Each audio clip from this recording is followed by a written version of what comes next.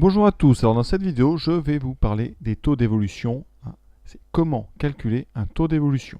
Alors première chose à savoir, le taux d'évolution a deux synonymes. On peut dire soit un taux d'évolution, soit un taux de variation, soit variation relative.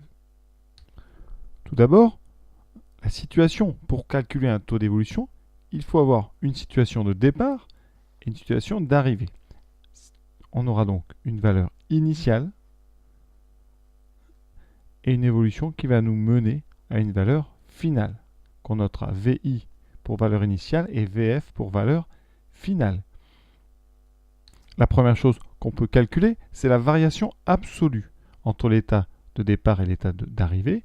Ça se calcule tout simplement en faisant VF moins VI. Ça, c'est la variation absolue de l'instant initial à l'instant final. Très simple à calculer. Deuxième chose qu'on peut maintenant calculer, c'est le taux d'évolution, ou autrement dit, la variation relative. Ça va être une formule très simple qu'il va falloir connaître par cœur parce qu'on va l'appliquer tout le temps. Cette formule, c'est la suivante.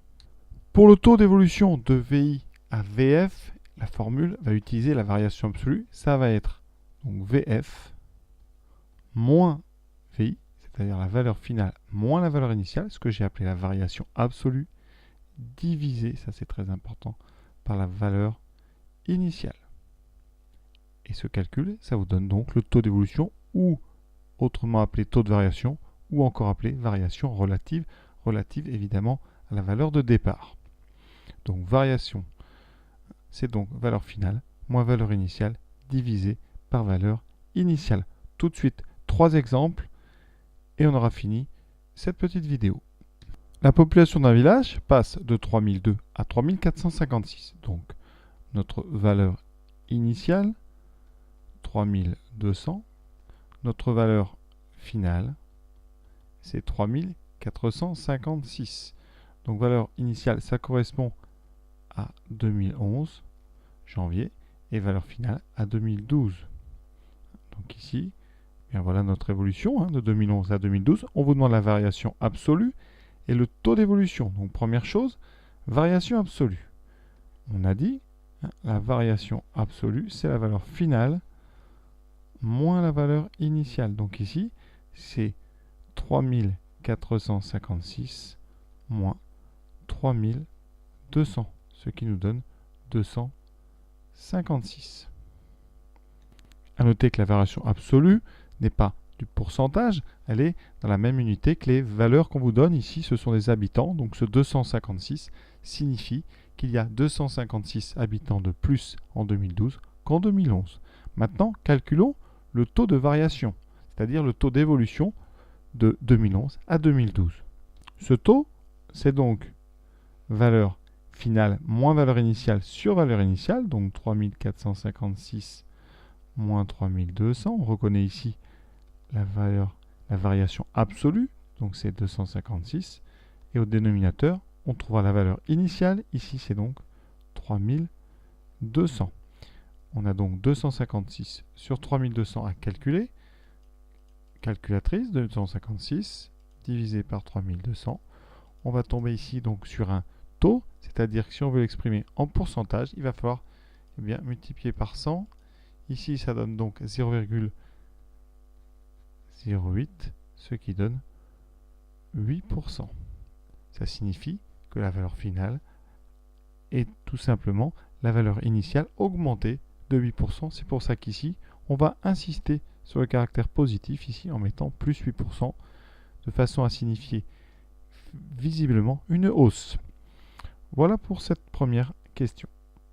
En août, un loyer était de 564. Donc ici, situation de départ, c'est donc août, valeur initiale, c'est 564. Situation finale, donc c'est un an plus tard, donc août. Alors ici, on va mettre août, année 0, donc août 0. Et ici, on aura donc le mois d'août suivant, donc août 1. Et ça sera notre valeur finale ici, 589. Vous cherchez donc le taux d'évolution qui permet de passer de 564 à 589.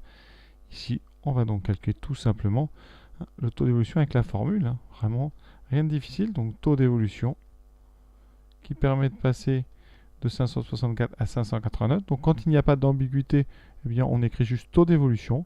Ici on écrira donc valeur finale 589 moins 564 divisé par la valeur initiale 564. Donc au numérateur, c'est-à-dire en haut, eh bien, vous trouvez la variation dite absolue, hein, 589 moins 564. Son signe vous indique d'ailleurs si c'est une baisse ou une hausse. Ici, vous avez donc 25 € de plus en un an sur les 564 de départ.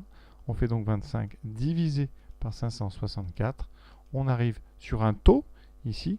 Alors en général, quand ce n'est pas précisé, on garde 4 chiffres après virgule, 0,443. Pour avoir un pourcentage, on multiplie par 100. On obtient 4,43 et on indique par un plus que c'est une augmentation, donc plus 4,43%. Voilà cette question 2. Vous voyez, c'est très simple. Valeur finale moins valeur initiale sur valeur initiale. Troisième et dernier exemple. Le chiffre d'affaires d'une entreprise en 2004 est de 124 000 €. Donc ça, c'est notre valeur initiale, VI. Donc 124 000. On est en 2004. Et on va passer dans un deuxième état, avec une valeur finale ici qui sera donc la valeur en 2005. Et on nous dit que c'est 117 000 €. Donc on met 117 000. Quelle est son évolution en pourcentage? Donc là, très simple. On va donc écrire taux d'évolution. Vu qu'il n'y a pas d'ambiguïté, on ne précise rien de plus. Mais s'il fallait, on dirait taux d'évolution de 2004 à 2005. Et ici, ça donne valeur finale 117 000 moins valeur initiale 124 000 divisé par valeur initiale 124 000. Vous voyez, au numérateur, on aura 117 000 moins 124 000. Ça, c'est la variation absolue. Ça veut dire qu'ici, on a moins 7 000. Donc, il y a moins 7 000 €. Donc, 7 000 € de baisse. On a donc un signe moins qui va nous rappeler qu'on est en baisse, divisé par 124 000. On fait donc notre division par 124 000. On obtient un taux ici qu'on va arrondir encore à 4 chiffres après virgule. Donc moins 0,0560 ici, 4. Alors là, ça finit par 51. Donc on va arrondir à 565. Voilà. On multiplie, si on veut les voir sous forme de pourcentage, par 100. Vous commencez à être habitué. Donc on obtient, vous voyez, donc moins 5,65%. Le moins nous indique clairement que c'est une baisse de 5,65%. Donc, bilan de cette vidéo, deux choses à connaître. La chose vraiment fondamentale, c'est cette formule VF moins VI sur VI, à connaître absolument par cœur, qui traduit donc le taux d'évolution d'une valeur initiale à une valeur finale. Et ensuite, quelque chose qui sert, en tout cas, qui donne le numérateur de notre précédente formule, c'est la variation absolue, c'est juste l'écart entre la valeur finale et la valeur initiale.